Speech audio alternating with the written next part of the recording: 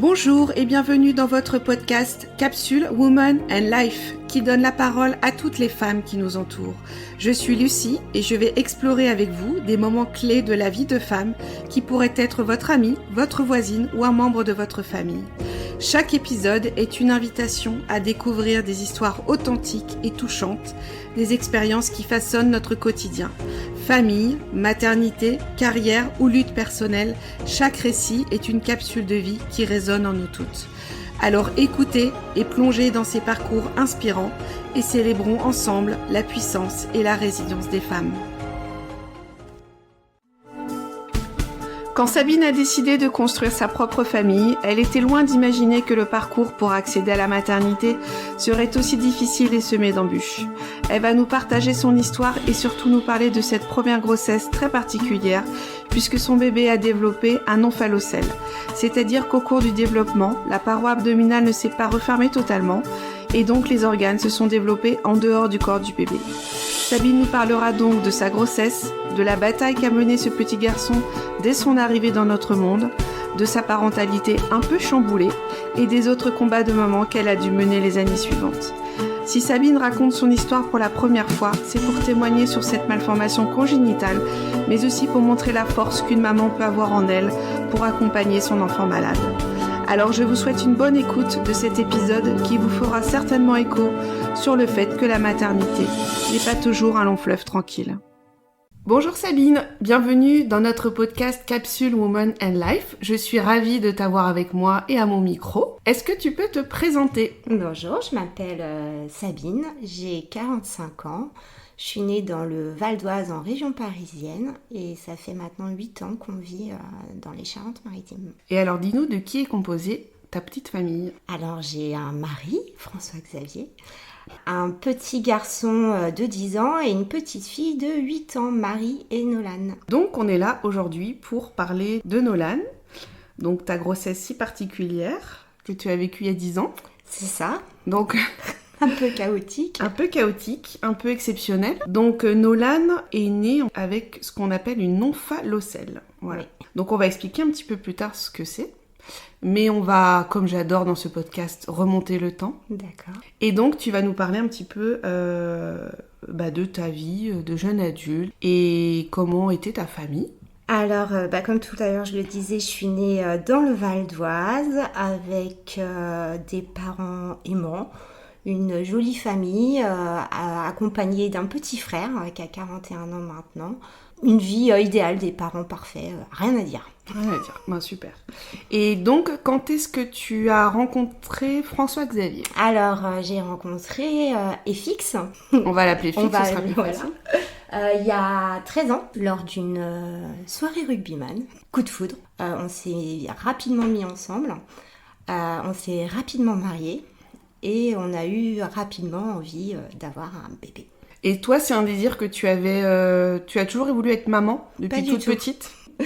Non, les enfants, c'était plutôt pénible. C'était pas un souhait que j'avais particulièrement, mais une fois que j'ai rencontré FX, le désir d'enfant s'est vraiment installé. Ouais. Ok. Et donc, tu avais quoi comme contraceptif à l'époque ? La pilule, depuis bien longtemps, très jeune. Et alors, est-ce que ça a fonctionné rapidement ? Alors, je réussissais vraiment à tomber enceinte assez rapidement, mais j'arrivais pas à garder les bébés. Je faisais des fausses couches. C'est-à-dire, la première fois, t'es tombée enceinte au bout de combien de temps ? Au bout d'un mois, au bout de 6 mois ? Non, on va dire 4-5 mois. D'accord. Pour moi, c'est rapide. D'accord. Donc, environ entre 8 et 11 semaines, je perdais le bébé. Oui, tu n'allais pas jusqu'à la première écho. Non. D'accord, ok. Et donc, tu en as fait combien ? Il y a eu 4 fausses couches à répétition. D'accord. Et donc, cette 5e grossesse, oui. Donc c'est celle de Nolan. Raconte-nous déjà comment tu as pu éviter cette fausse couche. Est-ce que tu as fait des examens ? Est-ce que tu as fait quelque chose ? Alors, il faut savoir que quand on fait des fausses couches, il faut en faire 3 pour pouvoir commencer à avoir des examens pour comprendre pourquoi. Donc là, j'ai pu être suivie à l'hôpital Trousseau avec un professeur qui m'a fait des examens, à FX aussi, et il s'avérait que mon sang coagulait et n'irriguait pas le cœur du bébé. Du coup, dès que j'étais enceinte, en fait, ils m'ont donné un traitement aspégique nourrisson plus des piqûres pour les phlébites. Et là, c'était parti. Ça fonctionnait. Le traitement était le bon. Et donc la grossesse se passe bien au départ ? Bah ouais, trop bien. Ça tient, on est hyper contents. Et puis vers les 12 semaines, je commence à perdre un peu de sang. Donc panique à bord, on savait ce que c'était. Donc on est allé à l'hôpital. Où là, ils nous ont fait une échographie. C'était une interne en gynécologie qui nous a fait l'échographie. Et nous, en fait, c'était la première fois qu'on voyait un bébé entier à l'échographie. On voyait toujours qu'un petit haricot et tout. Là, on voyait bien des bras, des jambes, une tête. Donc, on était tout foufou. Et son cœur battait, quoi. Donc, on était en fait hyper contents. Pour vous, c'était ça y est, c'est parti. Ça y est, ouais, ça marche. Le sang, c'était pas très grave, ça peut arriver. Donc, on est rentré à la maison hyper contents. Sauf que le lendemain, l'hôpital me rappelle en me disant qu'ils ont trouvé quelque chose de pas normal sur l'échographie. Je pense que l'interne, elle n'a pas osé nous le dire tellement on était heureux. Ah oui, tu penses qu'elle l'avait vu déjà ? Ah, ça se voyait en fait. Mais nous, c'est la première fois qu'on voyait un bébé en échographie. Et en fait, on voyait bien un ballon au-dessus de son ventre. Et c'était l'omphalocèle. Mais nous, on a fait abstraction de ça. On n'a pas vu du tout. Oui, donc, le lendemain, j'ai eu rendez-vous à l'hôpital. Et puis, de là... la gynéco nous a expliqué que ce bébé avait une malformation. Ok. Est-ce que tu avais déjà entendu parler de cette malformation ? Jamais ? Jamais. Omphalocèle, c'est un mot que je n'avais jamais entendu. Et alors là, qu'est-ce qu'elle vous dit là ? Est-ce qu'elle vous dit que c'est pas grave ? Est-ce qu'elle vous dit... Non, elle nous dit que c'est une omphalocèle rare. Qu'en plus, il existe plusieurs omphalocèles et Nolan avait une omphalocèle géante, c'est-à-dire qu'il avait le foie, l'estomac et les intestins à l'extérieur de son ventre. Alors, on va redonner juste une petite définition de l'omphalocèle pour ceux qui ne connaissent pas. Donc, c'est une malformation qui est congénitale, où en fait, les intestins, au lieu de se développer à l'intérieur du corps du bébé, ils vont se développer à l'extérieur. Donc ça peut être une omphalocèle, on va dire de petite taille, mais qui malheureusement généralement est associée à une maladie génétique.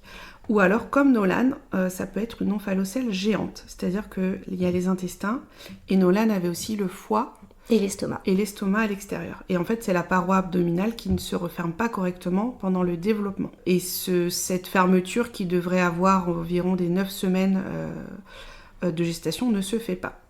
Elle est souvent diagnostiquée à l'écho en fait, du premier trimestre, entre 11 et 14 semaines. Au niveau des statistiques, en Europe, on trouve une omphalocèle sur 8500 naissances. Voilà. Donc voilà pour la petite définition. Est-ce que tout de suite, elle vous parle de ce qui va se passer, ou là, elle vous dit c'est une grossesse très compliquée, est-ce qu'elle vous propose d'interrompre cette grossesse ? Oui, c'est la première chose qu'elle nous a conseillé de faire, d'interrompre la grossesse. D'accord.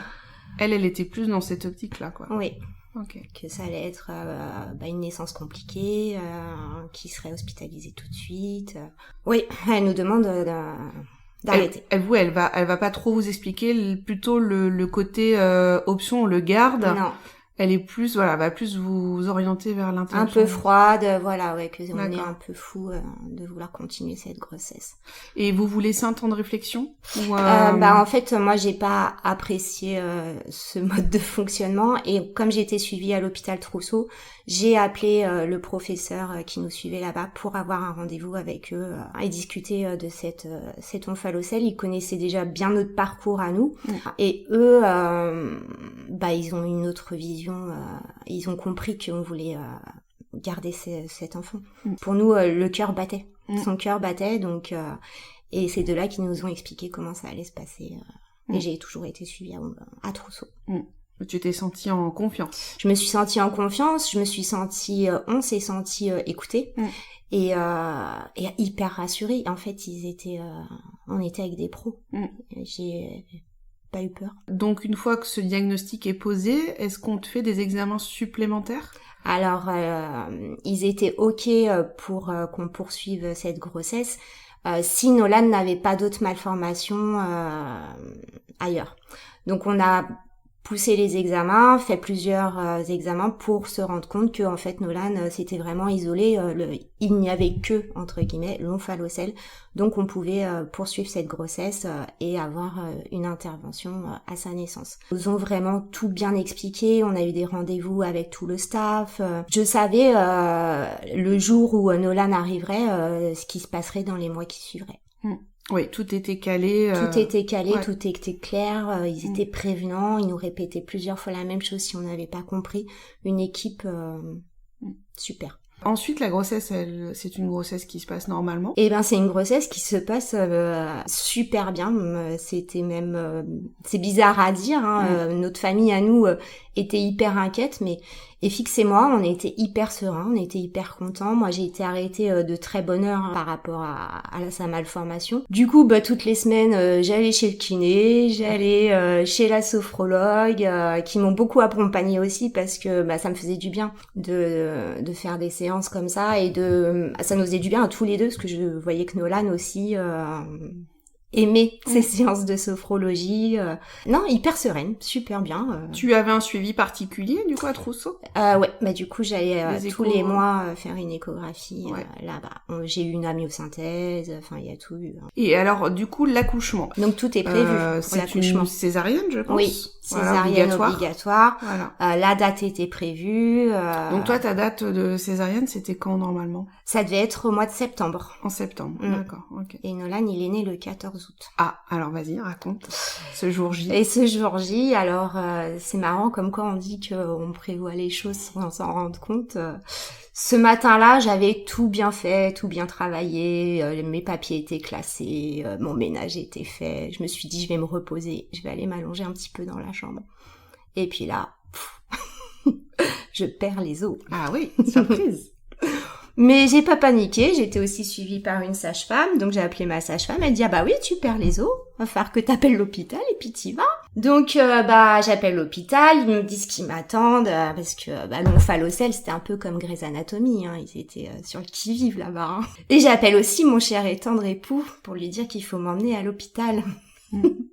Lui, il était cool aussi, il avait pas de chef de vente ce jour-là, donc il a appelé mon frère pour venir me chercher. Alors mon frère travaillait à Neuilly, nous on habitait dans le Val d'Oise, il fallait que je retourne accoucher à Paris dans le 12e. Okay. J'ai attendu mon frère, et puis on est arrivé à l'hôpital, j'avais pas de contraction, franchement, j'étais hyper sereine quoi. Tout de suite j'ai été pris en charge mais immédiatement, il m'attendait sur le parking vraiment. Puis FX a daigné arriver quand même. Sur son cheval blanc. Voilà, c'est ça. Ce qui est super c'est qu'il a pu assister à la césarienne. Quand même à la césarienne. Et puis on a entendu ce petit cri quoi. Ouais. Et là, ça y est, c'était le plus beau jour de grosse émotion. Ouais, grosse émotion. Fière. Enfin, un accouchement. Oui, t'es là, quoi. Voilà.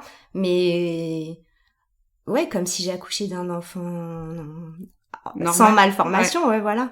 Est-ce que toi, tu as vu Nolan tout de suite? Oui, ils nous l'ont. Alors, ils ont caché avec une poche son ventre. Et moi j'ai pu lui faire un bisou, ils m'ont laissé l'embrasser et là FX lui a pu aussi aller aux soins parce que comme tout bébé ils l'ont mesuré, ils l'ont pesé. Mais ça c'est quelque chose qu'FX ne me dira jamais. Je pense qu'il a vu quelque chose de difficile et ça il le garde pour lui. Ouais. Je pense qu'il a tout vu mais il n'en parle pas. Ouais. Non.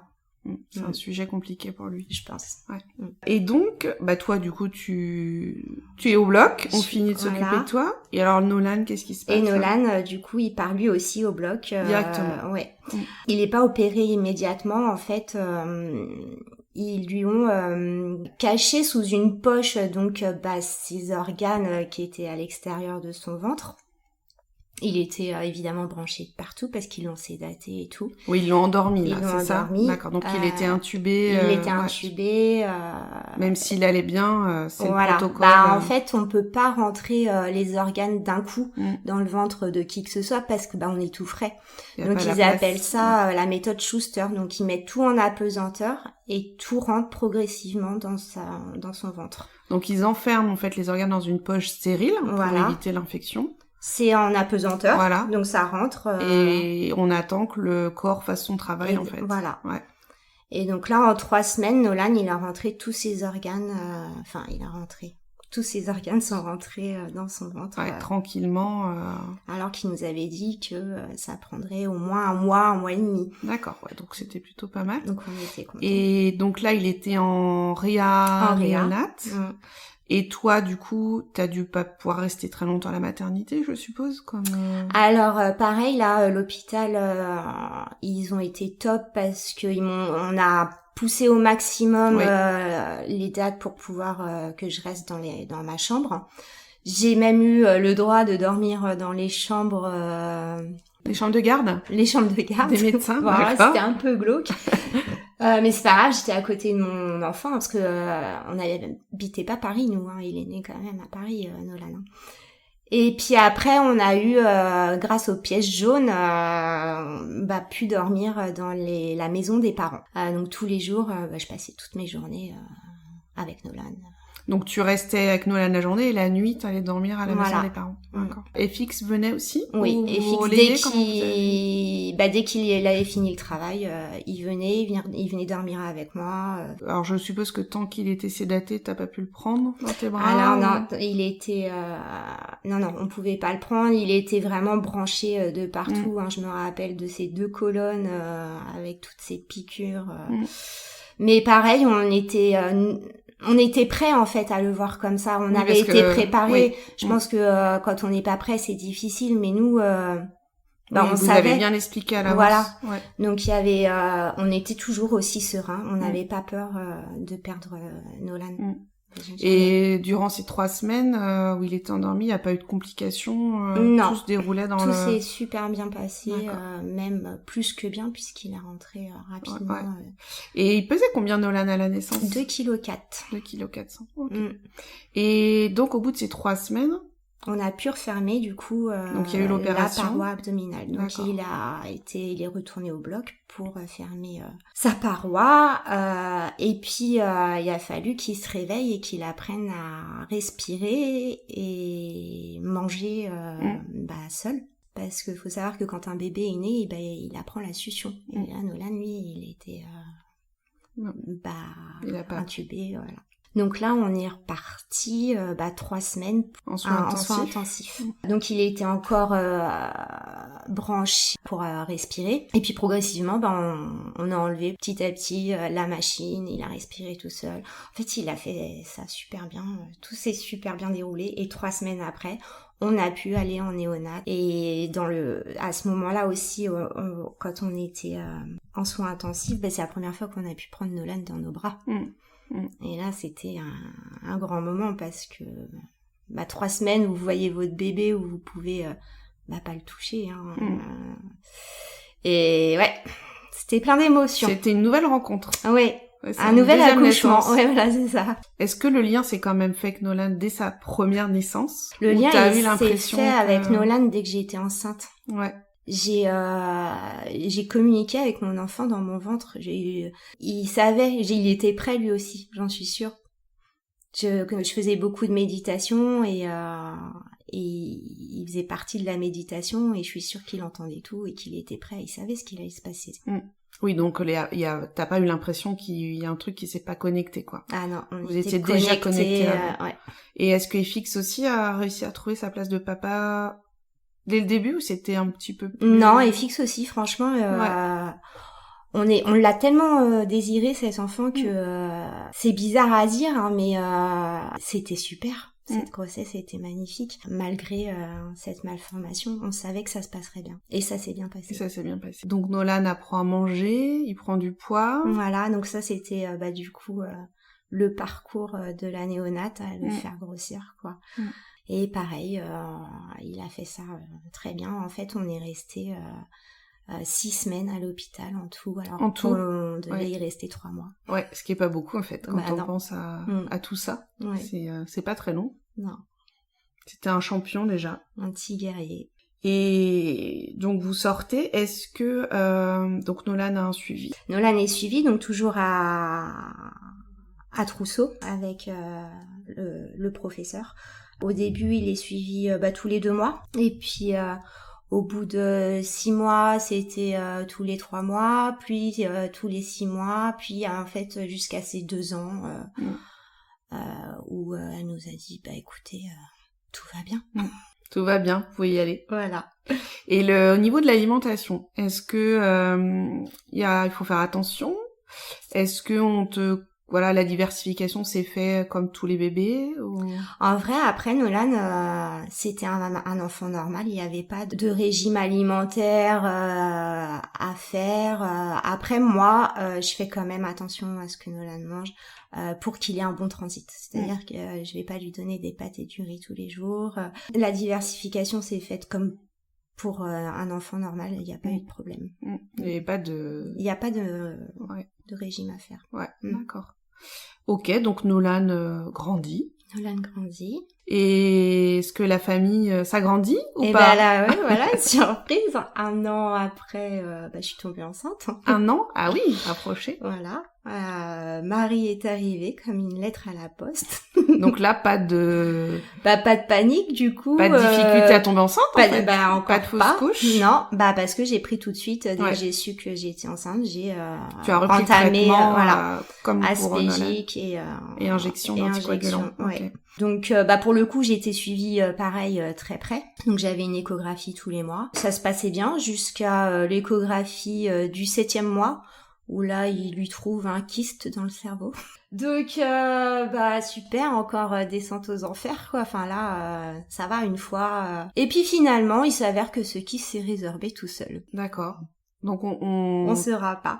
Après, tout ce qu'ils nous ont dit, c'est que, comme... j'ai été vraiment suivie très régulièrement et que je faisais des échographies, c'est quelque chose qu'on n'aurait pas vu dans un cycle normal peut-être. D'accord, oui. Et nous, comme on cherchait bien partout, on l'a vu, mais en fait, c'était rien d'alarmant. Mais bon, petit coup de fil quand même. Petit coup de chaud, ouais. Quand même.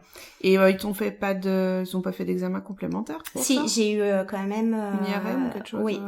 Ouais. Et oui, c'est tout. Donc c'était rien, quoi, c'est passé... Non, après à la naissance, on lui a refait une échographie à elle, et il y avait vraiment rien, quoi. Donc là, tu as eu une deuxième césarienne ou Deuxième césarienne, obligatoire, ils étaient rapprochés, ils ont 21 mois d'écart. Ouais. J'étais un peu triste quand on m'a dit qu'il fallait que j'accouche par césarienne, parce que c'est bizarre, mais t'as pas l'impression d'accoucher en fait par césarienne. Oui. Surtout qu'il y a 10 ans, c'était pas comme maintenant. Maintenant, je pense que les césariennes sont différentes, sont toujours médicalisées parce que c'est une obligation, mais il y a un accompagnement qui est différent.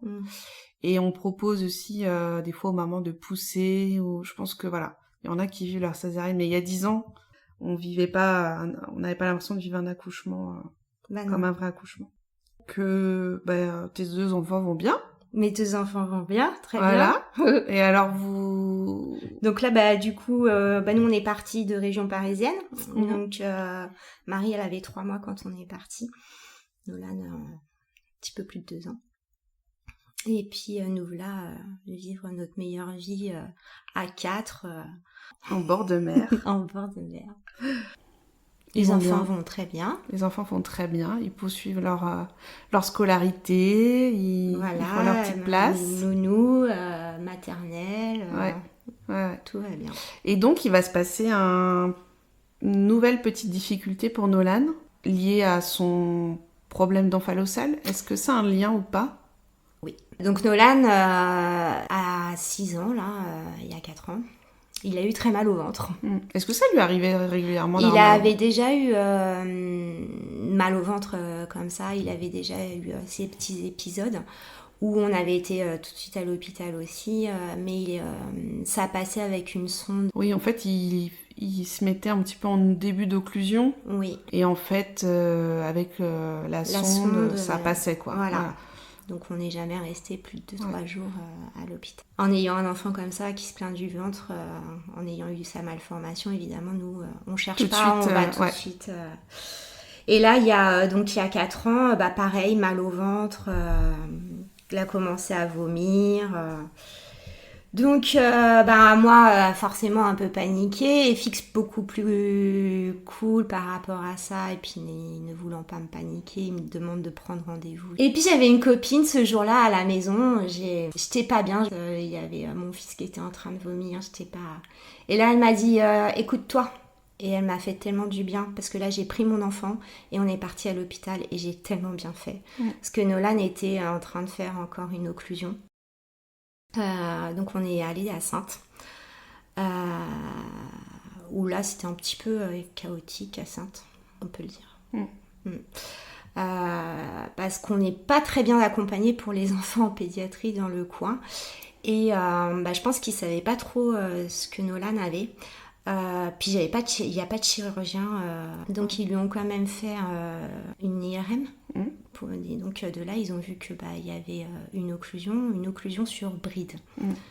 Donc les brides, c'est des petites cicatrices en fait quand on a eu une opération au niveau du ventre. Et des fois, ces petites brides, ça coince les intestins. Et donc c'est ce qu'on ne savait pas, nous, c'est que toute personne qui se fait opérer du ventre peut faire des occlusions sur bride. On a donc été transférés à Poitiers, où là, ils ont essayé la même chose que les fois précédentes, de le sonder pour que ça puisse passer. Donc on est resté quand même 10 jours, donc Nolan est resté 10 jours sondé, sans manger, et c'est pas passé. Donc il a fallu qu'on l'opère, et là, c'était pas prévu pour le coup, là, on a plus peur. Donc on a opéré mon Nolo. Et puis une semaine après, il a fait une infection de la paroi abdominale. Il a dû repasser au bloc. Une semaine après, il a fait une fistule au niveau de l'estomac.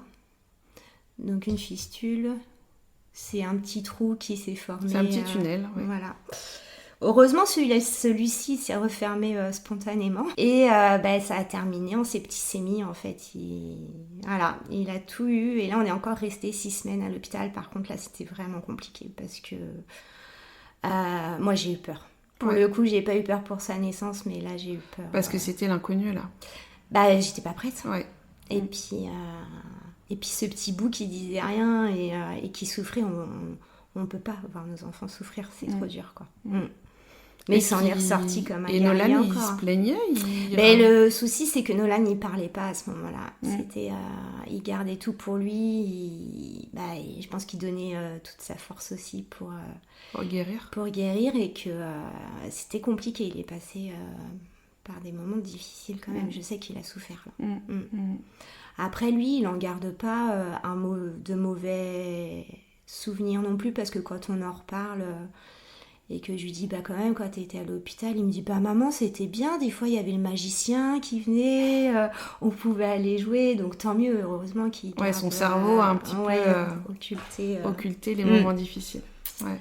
Mais pour nous, ça a été difficile, et pour Marie aussi. Ouais, parce que oui, alors, pour resituer un petit peu, là où tu habites et Poitiers, il y a quand même plus de 2 heures de route. Donc forcément, tu fais pas les allers-retours tous les jours. Non. Comment vous êtes organisés là pour être auprès de Nolan ? Alors pour le coup, heureusement qu'à l'époque, j'avais un institut de beauté avec des salariés. Donc ont pu tenir l'institut sans que moi je sois là, et j'ai pu rester avec Nolan. Donc c'est plus moi qui dormais avec Nolan, il était jamais seul. Et Fix, il venait, lui, il est en repos le mercredi, donc il venait me checker le mardi soir pour prendre le relais, dormir avec Nolan, rester avec lui toute la journée le mercredi pour que moi je puisse rester avec Marie le mercredi, pour que je raccompagne Marie à l'école le jeudi matin, rechecker Fix à Poitiers pour qu'il puisse repartir travailler. C'était une grosse organisation. Ouais. Oui, et ça a duré combien de temps, donc 6 semaines ? Et ça a duré 6 semaines. C'est long. Et donc, puis Marie, pour le coup, heureusement, il y avait mes parents et mes beaux-parents qui ont pu être là, pour s'occuper d'elle. Et donc, au bout de 6 semaines, Nolan sort à la maison. Est-ce qu'il remange bien ? Alors, il a été... oui, il remangeait bien. La première chose qu'il a voulu manger quand il a eu le droit... c'est la chirurgienne qui vient dans la chambre et qui lui dit « Demain, tu as le droit de manger, Nolan !» Et elle lui dit, qu'est-ce que tu voudrais? Et là, il nous sort un tacos. Un truc qu'il a jamais mangé de sa vie. Et là, par contre, je tiens à faire un clin d'œil à cette chirurgienne à Poitiers. Elle était topissime. Elle a sauvé notre enfant et elle fait ça tellement naturellement. Du coup, elle lui a acheté un tacos. C'est elle qui est allée lui acheter un tacos, quoi. Et pareil, elle dit, tout le monde me dit qu'il n'y a pas de difficulté, qu'il peut manger des burgers tous les jours s'il veut et tout. Moi, je suis convaincue qu'il faut quand même faire attention à l'alimentation de Nolan.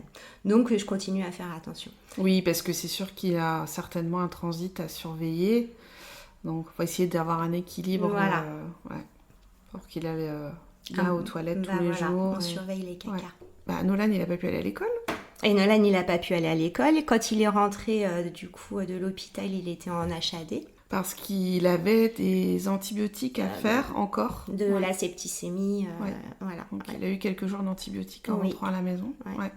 Donc en fait, il a loupé en tout 2 mois d'école. Au CP. Ok. Après, il est retourné à l'école et c'était reparti. Il est retourné à l'école et c'est reparti. Et là, c'est comme si de rien n'était. Ouais. Et lui, tu le sens comment dans sa tête, Nolan? Est-ce que tu le sens grandi? Est-ce que tu le sens que ça l'a quand même affaibli? Est-ce que même, je veux dire, dans sa tête et physiquement, est-ce que c'est le petit garçon comme avant? Est-ce que tu trouves une différence? Alors, je trouve pas de différence, mais Nolan, il croque la vie, quoi. Il s'en fout un peu de l'école. Ce qu'il aime, c'est profiter, c'est jouer, et je pense que sa vie a fait que il faut profiter de la vie et le reste on s'en fout, quoi. C'est pas un petit garçon angoissé il est angoissé, il est sensible, mais il garde tout. Donc on va l'aider pour ça aussi. Il a besoin, et toute la famille a besoin, dû à cet épisode-là qui a été compliqué pour nous, parce que la naissance finalement ça s'est bien passé. C'est plus... Oui, parce que la naissance déjà vous étiez que tous les 3, et puis vous étiez préparés en fait. On était prêts, et puis vous aviez que lui à vous occuper, donc vous étiez à 100% pour lui. Et puis voilà, c'était un événement prévu. Voilà, vous étiez entouré de gens compétents. Voilà, on savait où on allait. Même si c'était quelque chose de grave, je pense qu'on a su vous rassurer tout de suite. On était sereins. Et voilà. Mais après, c'est vrai que le deuxième épisode, c'était dans l'urgence. C'était une urgence vitale. Pas prêt. Personne n'était prêt. Non. Et puis, il y a eu toutes ces complications. Voilà, ça s'est enchaîné, ça a été... Et donc, il faut pas qu'on oublie la petite Marie dans tout ça. Non, on n'oublie pas. Comment elle a vécu l'hospitalisation de Nolan, là? C'était difficile, elle en parle encore, elle était petite, du coup, Marie... Oui, elle avait 4 ans. Elle avait 4 ans, 4 ans et demi. Elle n'avait pas tout le temps papa, maman à la maison, et puis elle n'a pas vu son frère pendant 2 mois, quoi. C'est ses grands-parents qui sont occupés d'elle, c'était pas normal, c'est pas une vie normale, quoi. Donc oui, elle en souffre encore aujourd'hui, parce que elle a un petit peu de jalousie entre guillemets. Oui, parce que Nolan a été un peu le centre de l'attention, et peut-être l'est encore un peu. Mine de rien, tout pour toi. Peut-être sans que je fasse attention, mais c'est vrai que je vais m'inquiéter très rapidement si Nolan il a mal au ventre. Je m'inquiéterais moins si Marie a mal au ventre. Donc forcément, toi t'es plus quand je fais attention, tu fais plus attention à Nolan, à sa santé en tout cas. Oui. Parce qu'il a une santé finalement un petit peu plus fragile. Enfin, il y a une petite chose à surveiller que Marie qui va bien. Oui. Je pense qu'elle n'a pas compris non plus la gravité. Elle était petite, qu'elle a eu son frère, mais en tout cas, on l'a fait suivre. Aujourd'hui, elle va avoir une psychologue, ça lui fait beaucoup de bien. Et puis, on a tous besoin de lâcher ces traumatismes. Ça a été des traumatismes qu'on a eu quand même. Et Nolan, lui, par rapport à ça, alors, est-ce qu'il a vu une psychologue Quand on était à l'hôpital tous les deux, on avait des séances de psychologie. Et puis en rentrant de l'hôpital, il fallait qu'on continue. Puis en vrai, Nolan, un jour, il m'a dit « Maman, j'en ai marre de voir les médecins. » Ce que j'ai compris. Et j'ai dit « T'as raison. » Il avait besoin de faire une pause. Et du coup, on a fait une grosse pause. Une grande pause. Peut-être un peu trop grande. Donc là, je réalise aujourd'hui qu'on retourne voir tous quelqu'un pour pouvoir enlever ce mauvais chapitre de notre tête.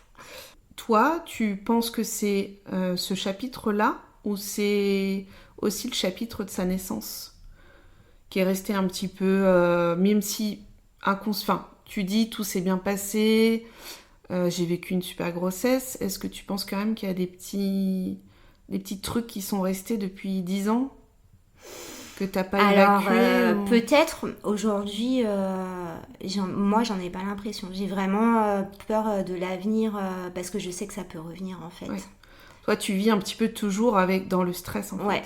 Tu restes très angoissée. Mais pour de ça. son omphalocèle, non, de sa première j'ai pas eu peur. J'ai peur qu'il rattrape une bride. Ouais, qu'il refasse une occlusion quoi.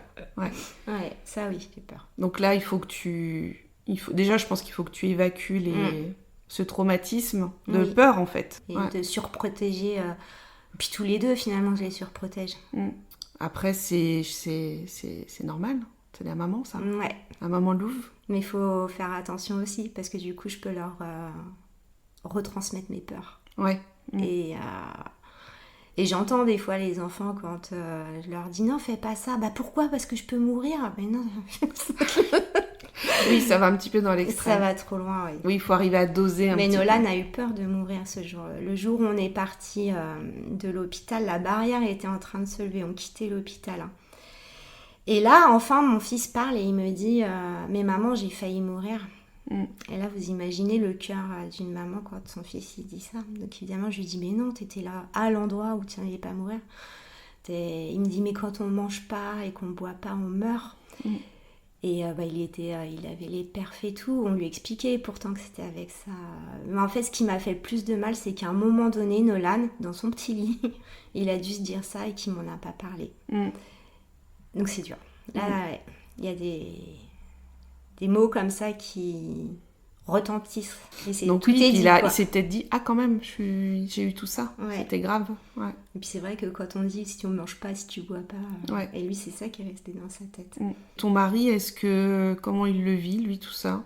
T'as l'impression que ça va ou... Ouais, j'ai l'impression que ça va, mais c'est l'impression qu'il donne. Alors, autant moi je vais être de trop sur eux et tout, puis heureusement en fait finalement il va être là pour toujours relativiser les choses, prendre peut-être des fois trop à la légère les petits mots qu'il puisse avoir. Heureusement qu'on est des mamans et qu'on s'écoute. Papa est plus cool. Ouais, mais heureusement aussi. Oui, ça apaise aussi, ça donne l'équilibre. Ça donne l'équilibre. Dans la famille. Ouais. Donc là, oui, vous êtes plus sur un chemin on va dire, de reconstruction. Oui. Après 4 ans. On aille de l'avant. Ouais, c'est long. Hein. Ouais, oui, mais il faut aussi le temps, des fois, de digérer les choses. Ouais, et puis on réalise pas, on est dans le... T'es dans l'action, t'es dans le... Voilà. Parce qu'au moment où on est à l'hôpital, par contre, on n'a pas peur. Hein. Enfin, oui, parce que t'es très entourée aussi. On est très entourée, puis de toute façon, on peut pas lâcher. On est fort. C'est après, en fait, quand on est sorti, qu'on se rend compte de tout ce qui s'est passé. On se dit, putain, c'était chaud quand même. Et comment va Nolan aujourd'hui ? Alors, Nolan, il va bien. Donc, comme je te disais, c'est un petit garçon plein de vie. Il adore le sport. Il adore faire le fou. Il aime moins l'école. Mais il va bien aujourd'hui. Tu surveilles toujours autant son... Caca ? Ses pattes et son riz et son caca. Toujours. J'ai de la chance, j'ai des enfants qui mangent de tout. Et Nolan, tu me disais, il a un petit retard de croissance. Ouais. Et est-ce que c'est dû à ça... Est-ce qu'il y a un lien avec son omphalocèle ou pas ? Alors, je pense parce qu'en fait, quand on est endormi ou alité, on ne grandit pas. Donc effectivement, il a 2-3 ans de retard sur sa courbe. Donc c'est un enfant qui est petit, mais il n'a pas un manque d'hormones. Oui. Donc c'est vraiment un retard de croissance. Donc pour ça, on l'aide aussi à grandir. Et ça fait 2 mois qu'il fait des piqûres d'hormones de croissance. Pour grandir. Et il est content ? Il est content de faire ? Est-ce que c'était une demande ? Ouais, c'est une demande de sa part parce que ça fait longtemps qu'on le sait, depuis qu'il est né, qu'il est petit. Et j'ai jamais forcé les choses. Par contre, les pédiatres nous en ont parlé et tout. Donc moi, je lui ai toujours expliqué. Et là, c'était cet été. Il a dit, maman, c'est bon, je veux faire les piqûres, je veux grandir. Donc c'est vraiment une décision de sa part. Ouais, c'est bien. Et puis je pense que ça va lui donner confiance en lui. Ça va l'aider aussi à arrêter peut-être de croire que c'est un petit aussi. Oui, parce que voilà. Il fait son bébé souvent. Ok, et au niveau de son suivi côté gastro, est-ce que vous êtes toujours suivi sur Poitiers ? Alors oui, on est suivi, du coup après l'opération, on a été suivi tous les 6 mois. Après, la chirurgienne, elle m'a dit tous les ans. Et là, on l'a revue cet été aussi. Et là, elle veut plus nous voir. Et ok, bon Nolan va très bien. Oui. Et toi, comment tu vas ? Elle va. Non, je vais bien. Je vais m'occuper de moi aussi. J'ai dû à l'épisode l'omphallocèle, pour moi c'est bon. C'était, je pense que ça va. Mais l'hospitalisation de Nolan à Poitiers, ça a été vraiment compliqué pour moi. Et il faut que j'aille de l'avant. Il faut que j'arrête de penser à ça. Donc je vais me prendre en main et je vais moi aussi voir quelqu'un. Et pourquoi tu as voulu raconter votre histoire aujourd'hui ? En fait, quand moi je suis tombée enceinte de Nolan et qu'on m'a appris cette malformation, omphallocèle, c'est un mot qui sortait de nulle part. C'est pas le mot qu'on entend tous les jours. Et j'ai cherché à avoir des récits, s'il y avait justement des mamans qui pouvaient parler de cette malformation, et j'ai jamais rien trouvé. Je me suis toujours dit, le jour où j'ai du temps, il faudra que je rassure les parents et les enfants que oui, on peut naître avec une omphallocèle et avoir 10 ans aujourd'hui et que tout va bien, quoi. Et c'était important que je puisse le partager à toutes ces mamans-là, enfin ces parents. Ouais, bah oui, parce qu'il n'y a pas beaucoup de témoignages. Après, c'est quelque chose de rare aussi. Bah oui. Ça n'arrive pas très souvent. Heureusement. Et voilà, moi je trouve qu'il faut aussi dire que les mamans, elles sont fortes, qu'elles peuvent aussi traverser des épreuves. On va commencer à pleurer. C'est toi. En fait, on se trouve une force qu'on n'imaginait pas. Et elle vient tellement naturellement, cette force, c'est normal. Je sais pas d'où ça sort, mais ouais, on est des warriors quand même. C'est la chair de notre chair, donc on est là pour eux. Ouais. Et c'est vrai heureusement, on ne sait pas ce qui peut arriver. Si bien que ce soit les grossesses, les maladies qui peuvent arriver à nos enfants. Mais je trouve que c'est hyper important en fait de mettre en valeur des mamans comme toi qui ont vécu des épreuves difficiles, plusieurs dans sa vie, mais comme beaucoup de monde. Mais c'est vrai que je pense que ça montre qu'on peut y arriver, voilà, qu'il faut pas lâcher. Et que la force, comme tu dis, elle est là, en nous, et que même si des fois on ne croit pas à ce qu'on est capable de faire, voilà, il faut se faire confiance.